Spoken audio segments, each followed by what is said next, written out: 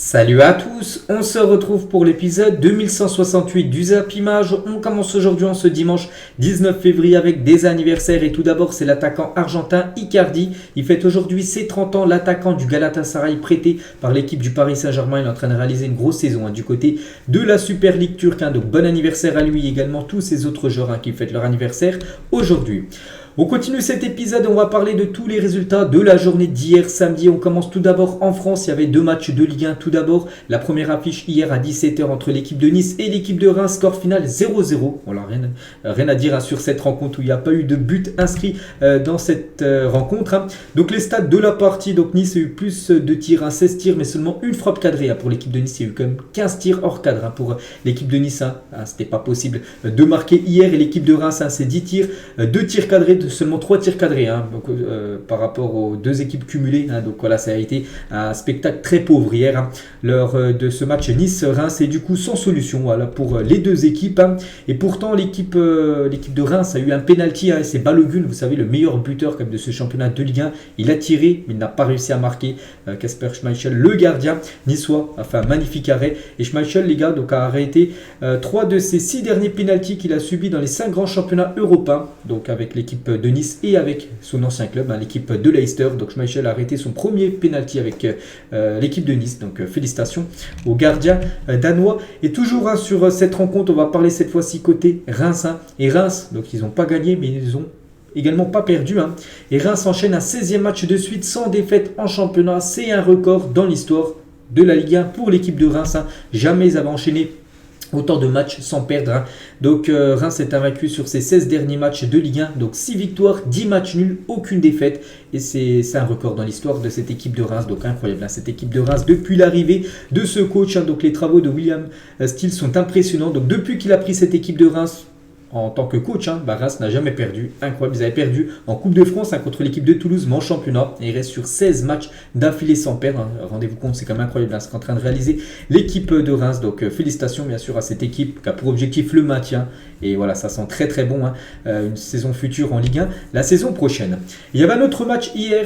Donc c'était un duel de très mal classé entre l'équipe de Strasbourg et l'équipe de Angers, un lanterne rouge du championnat. Et c'est Strasbourg qui s'est imposé 2-1 hier du côté de la Méno. Donc Diallo, double buteur à la 14e, à la 42e minute contre un but de Ben Taleb. Le joueur algérien, à la 72e minute, il a permis à Angers de revenir au score, mais ça n'a pas suffi.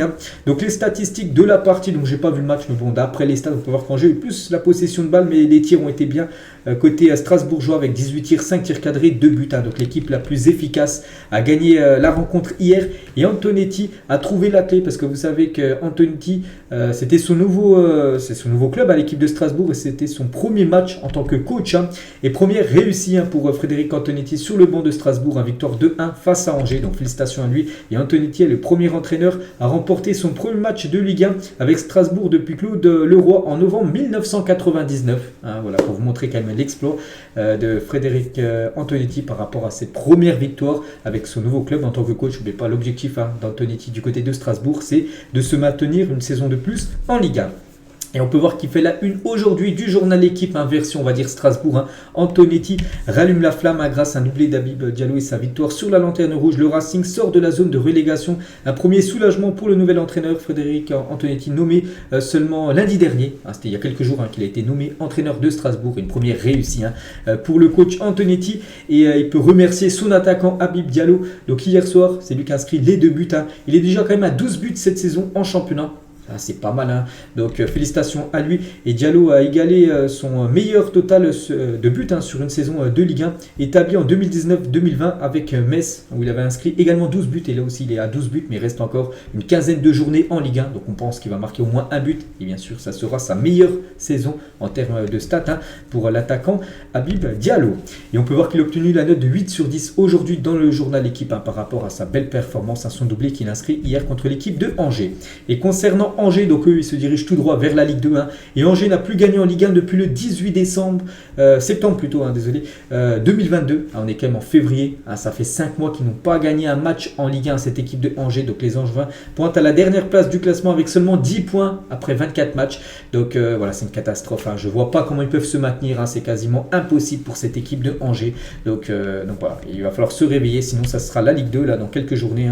Ils pourront déjà être officiellement un club de Ligue 2 saison prochaine. Et du coup, le classement après ces 2 matchs hier. Donc l'équipe de Nice avec son match nul reste à la 7e place. Reims 10e avec le match nul obtenu 0-0 du côté de Nice. Et Strasbourg, les gars, est 15e maintenant. Et Angers, bon dernier avec seulement 10 points, 8 points de retard sur l'équipe de la GOCR qui est 19e du classement. Et du coup, on peut voir les 3 matchs qui ont déjà été joués. Donc les 2 hier et celui d'avant-hier, où j'en ai parlé hier, la victoire de Auxerre contre Lyon 2-1. Et le programme aujourd'hui, le PSG contre Lille, là dans quelques minutes à 13h. On peut voir aussi le multiplex à 15h. À 17h, ça sera Lens contre l'équipe de Nantes. Et ce soir, le gros match, Toulouse contre l'équipe de Marseille. Un bel affiche parce que c'est 2 équipes en grande forme actuellement.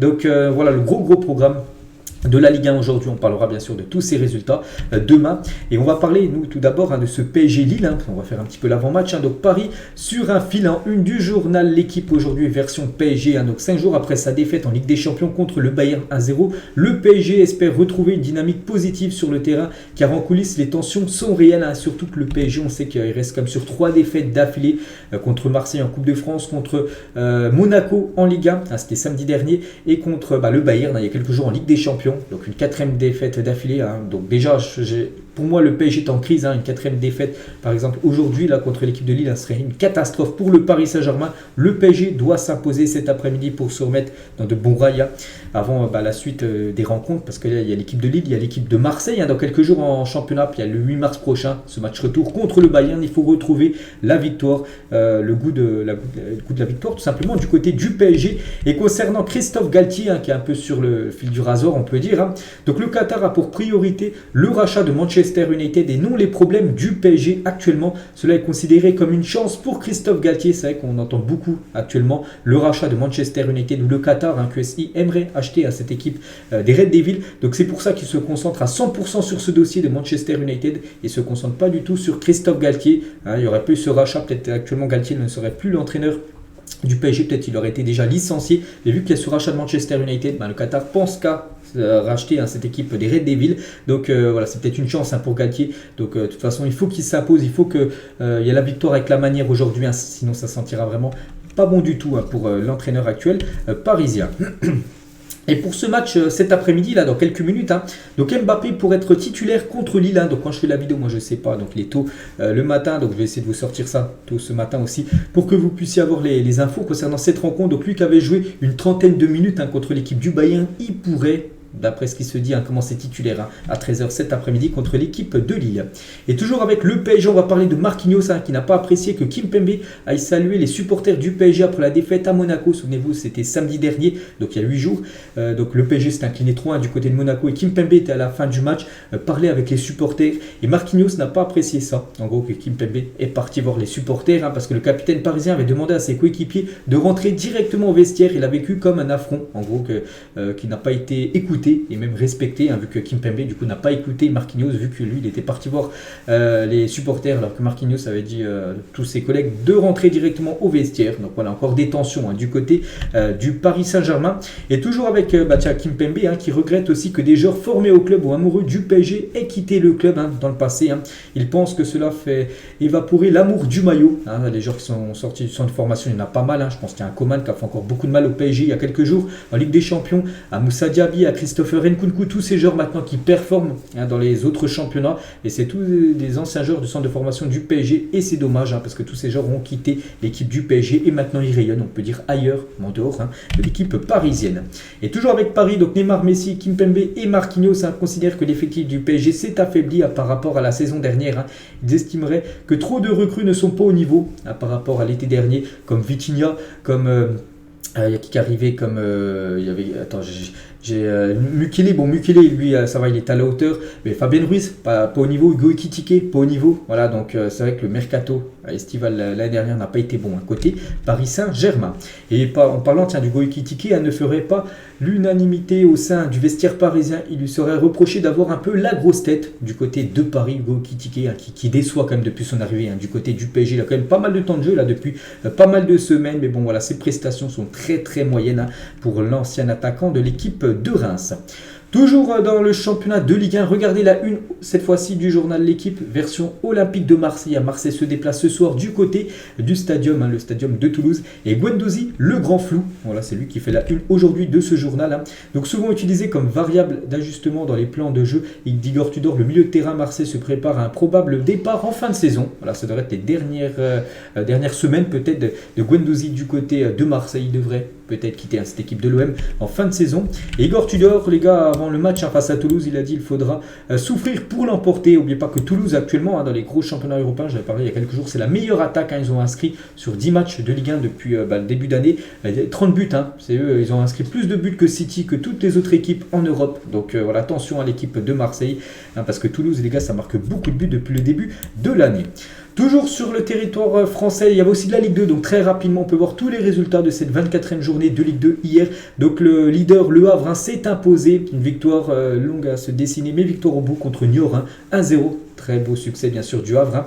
On peut voir aussi, il y a eu beaucoup de 0-0, voilà, tous les matchs, il y a eu énormément de buts dans ce championnat de Ligue 2 hier. Et du coup, le classement après cette 24e journée, donc le Havre a toujours 9 points d'avance sur l'équipe de Bordeaux. Je ne crois pas que c'est inscrit Bordeaux, mais Bordeaux là c'était les matchs à 19h le multiplex, mais Bordeaux avait joué dans l'après-midi, ils se sont imposés, les Bordelais. Et du coup, Bordeaux et le Havre, le Havre a quand même 9 points sur Bordeaux, après Bordeaux, Sochaux, c'est toujours très serré à 1 point d'écart, et Metz qui a fait 0-0 à Dijon, 38 points, donc voilà ce classement. Donc à noter que Saint-Etienne 16e a un match en retard, donc voilà, si Saint-Etienne s'impose, il prendra un sacré bol, on va dire, d'avance, on va dire, d'une longueur d'avance par rapport au premier relégable qui est l'équipe de Nîmes, 17e. Direction la première ligue, on commence tout d'abord avec le leader Arsenal qui jouait du côté de Aston Villa. Je crois que c'est deux clubs dans la ville de Londres, où il y a beaucoup de clubs de première ligue dans la ville de Londres, et c'est un derby on peut dire.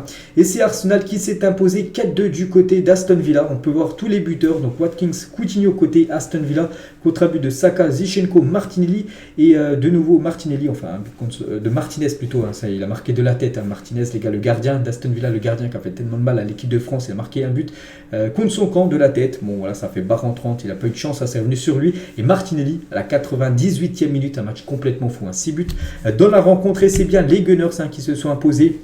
Donc tout d'abord, les statistiques de la partie, donc 67% de possession de balle pour Arsenal, 20 tirs, 5 tirs cadrés, 4 buts efficaces. Pourtant, l'équipe de Aston Villa, c'est également le même nombre de tirs cadrés. Les deux équipes ont chacune 5 tirs cadrés, mais Arsenal a été plus efficace que cette équipe de Villa. Et regardez, cette victoire qui a eu il y a eu beaucoup de temps à se dessiner du côté des Gunners, parce qu'il y avait toujours 2 partout à la 92e minute de jeu, et à la 93e 3-2, à la 98e 4-2, et du coup belle victoire de Arsenal. Et Arsenal respire, parce qu'ils ont failli concéder un match nul après leur défaite contre City il y a quelques jours là, en championnat. C'était mercredi soir, ils auraient fait de nouveau un match sans gagner, ça aurait été compliqué pour les Gunners, et du coup ils ont gagné grâce, on peut dire, à cette magnifique frappe monstrueuse de Jorginho. Regardez, c'était à la 92e minute et 31 secondes, il y avait toujours 2 partout, et Jorginho, ce joueur qui a été transféré de Chelsea à l'équipe de Arsenal il y a quelques jours lors du dernier mercato, mais il a envoyé une mine qui a touché la barre transversale. Bon, je ne vais pas vous montrer la vidéo, mais je pense qu'il y en a beaucoup qui ont vu le but, donc ça a touché la barre, c'est revenu sur Martinez, sur la tête de Martinez, et du coup ça fait but rentrant. Donc voilà, magnifique but de Jorginho, donc voilà, félicitations à lui. On peut voir aussi le but de Gabriel Martinelli, bon, avec le but vide, parce que Martinez était monté, voilà, pour essayer d'égaliser, et du coup contre-attaque, Martinelli a célébré avant de frapper, marqué, il n'y avait plus personne dans le but, donc il est parti marquer tranquillement. On peut voir qu'il a déjà célébré son but avant même de l'avoir marqué, l'attaquant brésilien.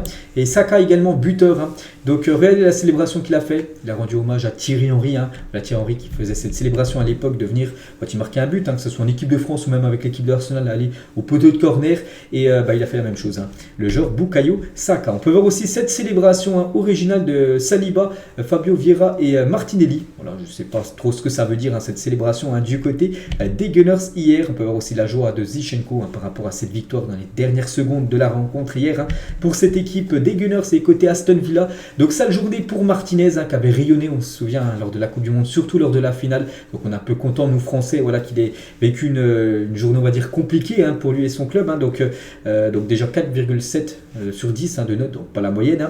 Donc un but, un ballon ou buteur, mais buteur contre son camp, j'ai dit, le but de la tête, et il a pris aussi un carton jaune. Donc sale journée pour Martinez. Donc voilà, il y a une petite info concernant ce gardien argentin.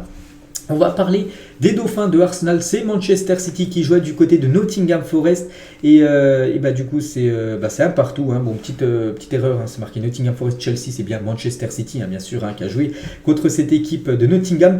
Du coup Wood buteur et Bernardo Silva, magnifique but de Bernardo Silva, grosse frappe qui est partie en pleine lucarne, mais ça n'a pas suffi. City, après avoir gagné et pris 3 points contre Arsenal, là il concède le match nul, c'est dommage. Pour cette équipe de City, on peut voir les stats de la partie, ça a été un attaque-défense City, 74% de possession de balle, 23 tirs, c'est énorme, 23 tirs, 6 tirs cadrés, 1 but, 5 arrêts de Nottingham, alors que l'équipe de Nottingham, les gars, c'est 4 tirs, une frappe cadrée, 1 but. Voilà, efficace. De temps en temps, c'est des matchs un peu à la FIFA où tu domines totalement ton adversaire, tu n'arrives pas à marquer ton adversaire une occasion, 1 but. Ça a été ce qui s'est produit hier du côté de Nottingham Forest, donc 2 points de perdus pour cette équipe de Manchester City. Donc on va parler de Jack Grealish, c'est la bonne nouvelle actuellement du côté de City, malgré le match nul hier, c'est que Grealish, depuis le retour de la Coupe du Monde, il est en grande forme. Bon, il n'a pas marqué hier, mais c'est lui qui fait la passe D pour le but de Bernardo Silva, et ses stats depuis le retour de la Coupe du Monde, c'est 3 buts et 4 passes D pour la deuxième recrue la plus chère de l'histoire de la Première Ligue derrière Enzo Fernandez. Toujours avec City, donc on peut voir bien sûr la déception des joueurs de Manchester City après avoir concédé le match nul hier du côté de Nottingham Forest. Et regardez cette célébration des deux joueurs de Nottingham Forest avec Bukayo Saka derrière. Bon, c'est un montage bien sûr parce que Arsenal se réjouit que Nottingham Forest ait accroché cette équipe de City parce que ça arrange bien sûr les affaires des Gunners. Donc du coup le classement pour l'instant, enfin avec les deux premiers, voilà, les deux équipes qui vont certainement jouer ce titre. Donc Arsenal 54 points et City 52 points. À noter qu'Arsenal a toujours un match en retard sur Manchester City. Donc voilà, très mauvaise opération quand même pour l'équipe de Manchester City de ne pas avoir gagné hier contre cette équipe de Nottingham. Et toujours sur cette rencontre hier, donc une minute de silence a été respectée avant le match Nottingham-Manchester City afin de rendre hommage à Christian Atsu. On a parlé hier la disparition du joueur qui évoluait du côté du championnat turc. Donc voilà, en gros il y a eu une minute de silence avant la rencontre hier. Bon, il n'y a pas eu que dans ce stade, il y en a eu pas mal que je vais parler au fil de la vidéo. Donc voilà, bien sûr, par rapport à la disparition de Atsu. On va parler de l'équipe 3e, c'est l'équipe de Newcastle qui jouait contre l'équipe de Liverpool et défaite de Newcastle à domicile. Donc ils n'avaient pas perdu cette saison à domicile. Première défaite pour eux à domicile cette saison contre Liverpool. Donc Nunez et Gakpo, les deux buteurs, 10e, 17e, les deux buts ont été inscrits. Puis après le score n'a plus bougé et Nick Pope a pris un carton rouge du côté de Newcastle. Donc ça a été très compliqué après de revenir pour Newcastle. Vu qu'il joue avec un joueur en moins, vu que le gardien a pris un carton rouge. Regardez les statistiques de la partie. Pourtant Newcastle a joué une bonne partie du match avec un joueur en moins, mais c'est eux qui ont le plus tiré, 14 tirs contre 13 pour Liverpool. Donc les tirs cadrés, ils ont fait quand même 4 tirs cadrés Newcastle, mais pas de but inscrit. Donc voilà, 3 points très importants, surtout pour Liverpool. Et Liverpool, il y a quelques semaines, on parlait d'une équipe en crise. Regardez par exemple ce journal qui est en train d'être brûlé. Bon, c'est un montage bien sûr, où c'est marqué crise à Liverpool maintenant. Voilà, c'est fini, parce que 2 victoires d'affilée pour Liverpool en 5 jours. Donc voilà, avant d'affronter l'équipe du Real Madrid, vous savez, c'est après-demain, Liverpool reçoit le Real Madrid en Ligue des Champions. Il prépare très bien la réception du dernier champion de la Liga, l'équipe madrilène, avec cette victoire bien sûr des Reds. Donc on va parler de Nunez. Je dis, il a été buteur Nunez, en plus magnifique but, il a été servi par Alexander Arnold et 16 buts et passes D en 28 matchs pour l'Uruguayen, lui qui est beaucoup critiqué par rapport à son manque d'efficacité. Souvent il a de grosses occasions, il a quand même des stats plutôt pas mal on va dire, donc 16 buts et passes D voilà, cumulés en 28 matchs pour l'attaquant Darwin Nunez. L'autre buteur c'est Cody Gakpo, voilà le but qu'il a pu mettre hier, le nouveau joueur de cette équipe de Liverpool. Et Gakpo vient d'inscrire son deuxième but avec Liverpool. Il avait déjà été buteur il y a quelques jours contre Everton, il a été buteur hier contre Newcastle, 2 matchs d'affilée et 2 buts pour la nouvelle recrue star on peut dire de cette équipe des Reds. Et la seule équipe à avoir battu Newcastle dans le championnat de Première Ligue cette saison, à Newcastle. Hein. Donc Newcastle a perdu seulement 2 matchs cette saison. Liverpool, je ne sais plus qui avait battu aussi Newcastle cette saison. Donc voilà, coup d'arrêt pour cette équipe des Magpies.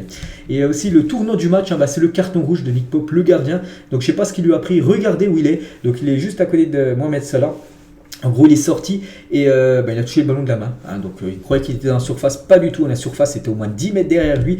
Et du coup, carton rouge. Regardez, on peut le voir vraiment en train de toucher le ballon de la main. Mais le problème, il n'est pas dans la surface de réparation. Et du coup, carton rouge. Hein, et ce qui a pénalisé totalement son équipe. Et du coup, ça a été compliqué après pour essayer de revenir au score. Hein, surtout que Liverpool, en plus, menait déjà 2-0 avant la boulette. Parce que pour moi, c'est une boulette de pénaliser autant son équipe avec cette faute grossière du gardien. Nick Pope, qu'après un rouge. Bon, c'est pas Salah qui prend le rouge, c'est bien sûr juste à côté, Nick Pope. Et on peut voir la joie de l'autre gardien, Alisson Becker, qui a vécu un après-midi plutôt tranquille, en plus un clean sheet pour lui. Donc belle journée hier pour les Reds de Liverpool avant d'affronter le Real. On va parler d'une autre équipe. Bon, je me demande ce qui se passe avec cette équipe. C'est Chelsea. Chelsea jouait contre Southampton les derniers, lanterne rouge, voilà, c'est les 20e sur 20. Et Chelsea s'est incliné à domicile 1-0 contre Southampton. De quoi on prose ce genre tellement sous-côté a été l'unique buteur du match. On en parlera tout à l'heure de son but magnifique sur coup franc. Mais nous on revient sur Chelsea, les gars. Chelsea, qu'est-ce qui se passe? Plus de 61% de possession de balle, 17 tirs, 5 tirs cadrés, aucun but. Qu'est-ce qui se passe du côté de Chelsea après tous les investissements qu'ils ont fait? C'est quand même l'équipe qui a le plus recruté sur les 2 derniers mercato. Ils ont des joueurs énormes. Ils ont un effectif composé de quasiment une trentaine de joueurs avec vraiment des joueurs de qualité. Et ils n'arrivent pas à gagner contre la lanterne rouge Southampton. Donc Graham Potter, donc le coach de cette équipe. Il est encore coach. Bon, je ne sais pas s'il sera encore coach avant ce soir. Donc n'a gagné que 9 de ses 25 matchs disputés depuis son arrivée à Chelsea, seulement 37% de victoires depuis son arrivée. C'est une catastrophe. Thomas Tuchel, les gars, a été viré du côté de Chelsea. Il avait vécu peut-être 2 ou 3 mauvaises performances, peut-être 2 défaites d'affilée, il a été viré. À lui, les gars, seulement 9 victoires sur 25 matchs. Il est toujours en poste, c'est incroyable. Bon, pas sûr qu'ils soient encore en poste là dans les prochaines heures. Ce coach déjà qui a vécu une défaite il y a quelques jours en Ligue des Champions. De nouveau défaite cette fois-ci en Première Ligue. Donc Chelsea n'a remporté que 2 de ses 14 derniers matchs, toutes compétitions confondues. Rendez-vous compte, seulement 2 victoires sur leurs 14 derniers matchs. C'est une catastrophe actuellement cette équipe des Reds. Et les derniers instants de Graham Potter sur le banc de Chelsea, certainement. Je ne vois pas comment Chelsea, avec tout ce qu'ils ont investi sur les joueurs, ça ne les dérange pas, je pense, d'investir, peut-être rajouter 10 millions d'euros pour licencier le coach. Donc pour l'instant, quand je fais la vidéo, c'est pas encore officiel, mais je vois pas comment il peut rester en poste avec cette série désastreuse pour le coach Graham Potter. Et le but, j'ai dit, on va revenir sur ce but inscrit par James Ward-Prowse, a marqué 17 buts sur coup franc direct en Première Ligue. Donc le record, c'est David Beckham. Il en a inscrit 18 avec Manchester United. C'est le record ultime en Première Ligue, 18 coups francs inscrits direct. Et lui, il en a 17. C'est un magnifique tireur de coups francs, ce joueur qui joue à Southampton. Et je pense que même si Southampton descend, parce que toujours, même malgré la victoire, c'est toujours loin, je crois que toujours dernier ou avant-dernier. Donc ce joueur quittera certainement l'équipe en fin de saison et il pourra, je pense, signer dans une meilleure team. Donc magnifique tireur de coups francs, 17 coups francs inscrits directement. Incroyable, ce joueur tellement sous-coté. Et toujours sur ce match hier, donc l'image forte aussi de la journée était la sortie sur civière d'Azpilicueta après un gros choc à la tête lors de Southampton-Chelsea. Un bon rétablissement d'Azpilicueta. On peut voir le joueur, je crois que c'est Sekou Mara, qui fait, il essaie de faire une bicyclette et du coup, au lieu que ça touche le ballon, ça touche le visage d'Azpilicueta qui est sorti sur civière quelques instants après. Donc grosse force à lui, bon rétablissement à lui. Dès que j'ai des nouvelles concernant sa durée d'indisponibilité, je dirai tout ça plus tard. Et toujours sur ce match hier, donc Chelsea a également rendu hommage à Christian Atsu, qu'on a parlé tout à l'heure, qu'on a parlé également beaucoup hier, donc par rapport à la disparition de ce joueur hier. On va parler aussi d'Everton qui joue contre Leeds, un score final 1-0 pour Everton. Coleman, l'unique buteur à la 64e minute de jeu, une victoire très importante pour Everton. On peut voir sinon tous les autres résultats de cette journée d'hier. La victoire de Fulham 1-0 du côté de Brighton, le match nul entre Brentford 1-1 et Crystal Palace. Il y a qui aussi qu'on en voit. Tous les autres matchs, on a parlé ici, Bournemouth aussi qui s'est imposé 1-0 du côté de Wolverhampton. Aujourd'hui, 2 matchs. Manchester United contre Leicester cet après-midi à 15h et Tottenham contre West Ham cet après-midi à 17h30. On parlera de ces deux résultats demain et du coup le classement avant les deux matchs aujourd'hui. Donc Arsenal toujours en tête, 2 points d'avance sur City. Donc maintenant c'est Manchester United voilà, qui est troisième, donc avec 46 points. Newcastle 41 points. Donc Liverpool avec cette victoire, 8e et Chelsea 10e du classement. Ils ont 31 points. Regardez le point de retard par rapport à Newcastle. Ils ont comme 10 points de retard par rapport au top 4. N'oubliez pas, c'est les 4 premiers qui se qualifient pour la future Ligue des Champions. Et ça sent très mauvais pour Chelsea de jouer la future saison de Ligue des Champions.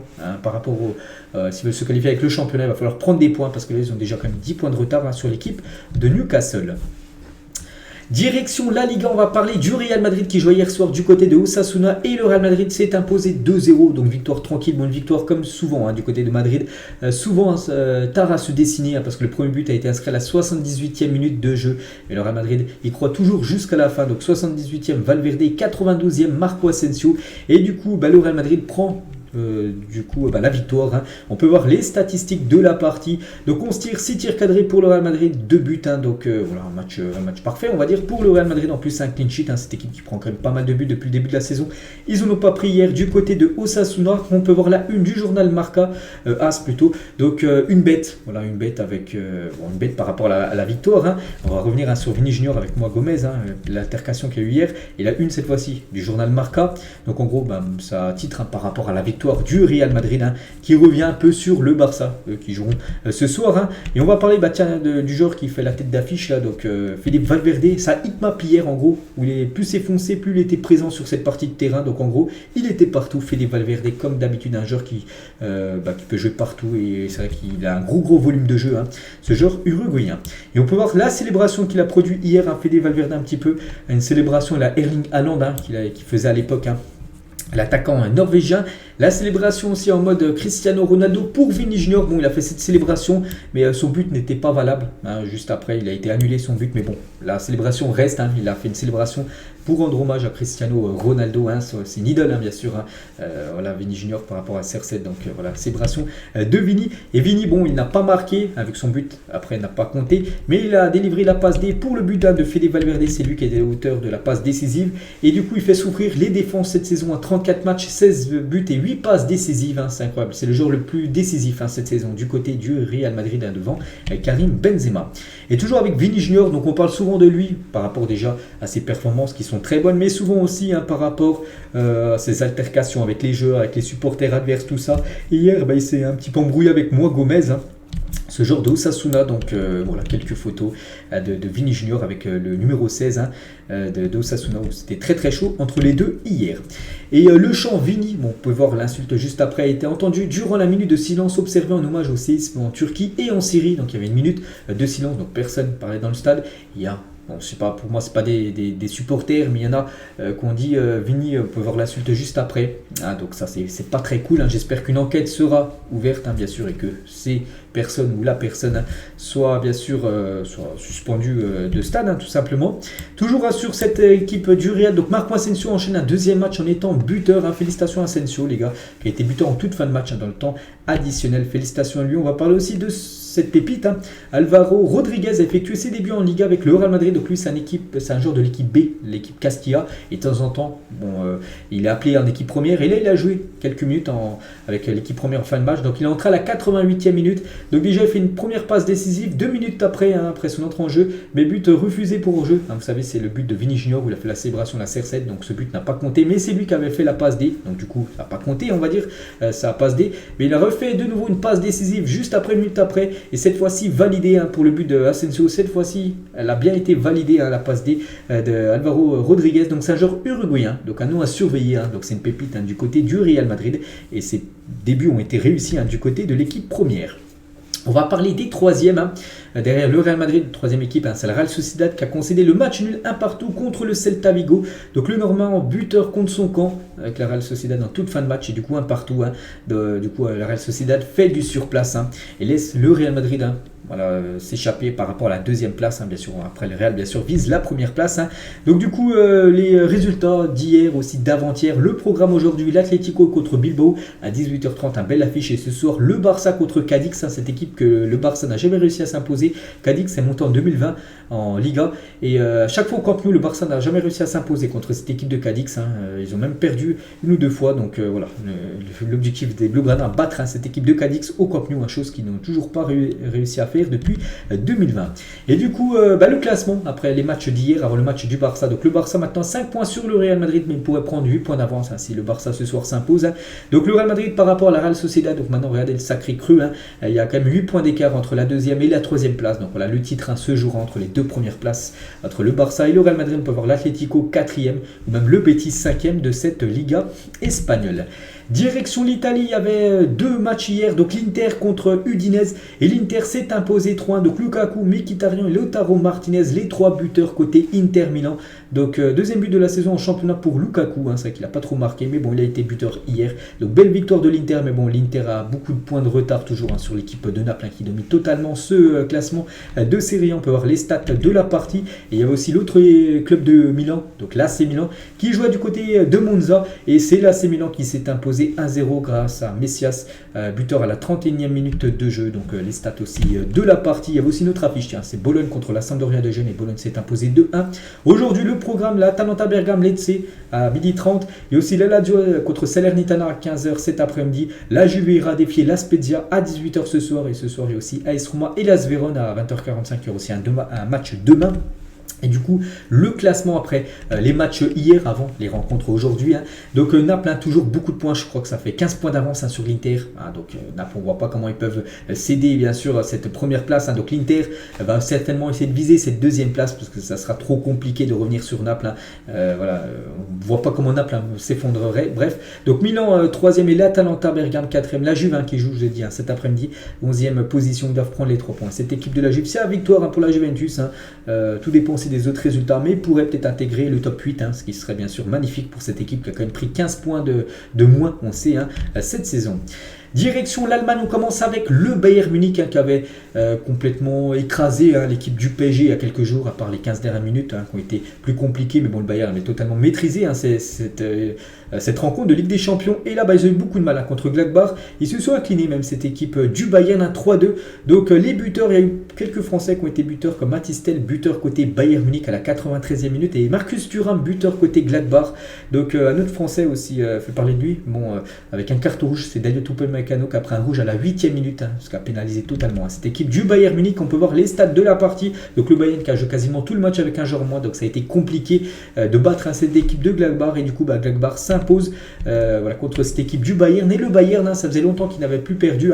Il n'avait plus perdu depuis le 17 septembre 2022. On est quand même le 19 février, donc ça faisait 5 mois qu'il n'avait pas perdu. Cette équipe du Bayern, toute compétition confondue. Hier, ils ont perdu du côté de Gladbach. C'est l'équipe qui les gêne énormément, c'est la bête noire du Bayern. Donc le Borussia Gladbach, véritable bête noire du Bayern. Les 5 derniers matchs entre le Bayern ou Gladbach, match à domicile ou à extérieur pour le Bayern, mais à chaque fois ça a été soit défaite, soit match nul. Il reste sur 3 défaites et 2 matchs nuls. Le Bayern, ça fait 5 matchs d'affilée qui n'ont pas réussi à battre cette équipe de Gladbach. Donc les Bavarois n'ont gagné aucune de leurs 5 dernières confrontations contre cette équipe de Gladbach. Donc ils ont beaucoup de mal à battre cette équipe.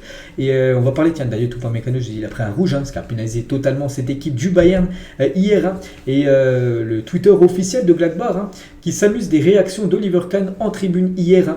Quand vous achetez Yann Sommer, mais que vous ne pouvez toujours pas battre Gladbach, n'oubliez pas que Yann Sommer appartenait à Gladbach, maintenant c'est un joueur du Bayern Munich. Donc ils ont envoyé un petit pic par rapport à cette équipe du Bayern qui n'a toujours pas réussi à battre cette équipe de Gladbach comme depuis les 5 dernières confrontations entre ces deux clubs. Et on va parler de Marcus Thuram. Donc il aura fallu seulement 10 minutes pour Thuram pour marquer face au Bayern. 18 buts plus passe D en 22 matchs pour lui cette saison. Lui aussi qui réalise une énorme saison bien sûr, le joueur Marcus Thuram. On va parler de Leipzig qui jouait du côté des Wolfsburg, et Leipzig s'est imposé 3-0. Donc Szoboszlai, Lemmer et Forsberg, les 3 buts côté Leipzig. Et donc on peut voir les stats, ça a été totalement dominé à cette rencontre par le RB Leipzig. Et une bonne nouvelle les gars, c'est Nkunku qui est de retour sur les terrains après plus de 3 mois d'absence. Vous savez qu'il a dû louper la Coupe du Monde à cause d'une blessure qu'il a eu avant le mondial. Et du coup, il était de retour sur le terrain hier. Donc, il a commencé sur le banc, mais il rentre en cours de jeu. Il a même été décisif. Il a délivré une passe D en toute fin de match. Donc, parfait les retours de Christopher Nkunku. Il y a aussi Francfort qui joue contre le Werder et Francfort s'est imposé 2-0. Et bien évidemment, Randal Kolo Muani a été buteur. Et l'attaquant français réalise un double-double pour sa première saison en Bundesliga. 10 buts et 10 passes décisives cette saison en championnat. Incroyable, les stats de Randal Kolo Muani. Donc si on rajoute la Ligue des Champions, la Coupe d'Allemagne, tout ça, donc ça fait 29 matchs, 14 buts et 14 passes un véritable crack, Randal Kolo Muani. Incroyable, énorme saison pour l'ancien joueur du FC Nantes. Tous les résultats de la journée d'hier, on peut voir que Fribourg aussi très bien classé. Fribourg s'est imposé 2-0 du côté de Bochum. Stuttgart s'est imposé 3-0 contre Cologne. Aujourd'hui au programme Union Berlin. Si Union Berlin s'impose contre Schalke cet après-midi, Union Berlin sera leader de la Bundesliga avec la défaite du Bayern. Donc il passerait devant le Bayern, bien sûr, s'il s'impose, Union Berlin.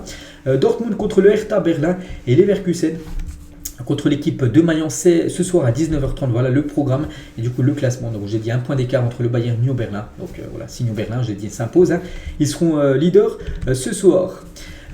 Direction rapidement le Portugal, les gars, avec l'équipe de Porto qui joue contre Rio Ave. Et Porto s'est imposé 1-0 dans cette rencontre. Bon, c'est toujours deuxième du classement.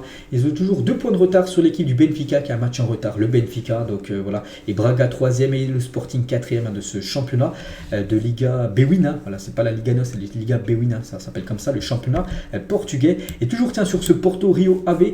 Donc ils ont rendu également hommage à Christian Atsu par rapport à la disparition, j'ai dit, du joueur Christian Atsu hier. Enfin, on l'a pris malheureusement du côté de la Turquie. Du côté des Pays-Bas, il y avait aussi un match hier, le Feyenoord contre AZ Alkmaar, et c'est le Feyenoord qui s'est imposé 2-1 dans un match complètement fou. On peut voir déjà que le dernier but a été inscrit à toute fin de match, et le Feyenoord en plus perdait 1-0, et on peut voir les stats. Pourtant, le Feyenoord a totalement dominé, mais ils ont tellement galéré à gagner cette rencontre. Donc AZ Alkmaar, c'est aucune frappe cadrée, mais ils ont quand même réussi à mettre un but incroyable. Donc c'est bien le Feyenoord et plutôt logiquement qui s'impose, et en plus il y avait une ambiance totalement folle de dingue à Rotterdam pour ce choc, Feyenoord contre l'AZ Alkmaar. Regardez cette ambiance folle hier du côté du Pays-Bas, voilà, pour cette rencontre de Eredivisie. Et on finit cet épisode, c'est la dernière info du jour. Il y avait aussi l'équipe de France féminine qui jouait hier, donc c'était un tournoi, je crois qu'elles sont en train de faire. Elles se sont imposées, les Français, c'est le tournoi de France, voilà, ça s'appelle. Elles se sont imposées 5-1 contre l'Uruguay, donc félicitations à l'équipe de France féminine. Donc voilà les gars ce qu'elle va dire aujourd'hui, j'espère que ça vous a plu. On se retrouve certainement ce soir aux alentours des 19h, 19h30 pour la deuxième partie du numéro. Donc bonne journée à vous et à tout à l'heure.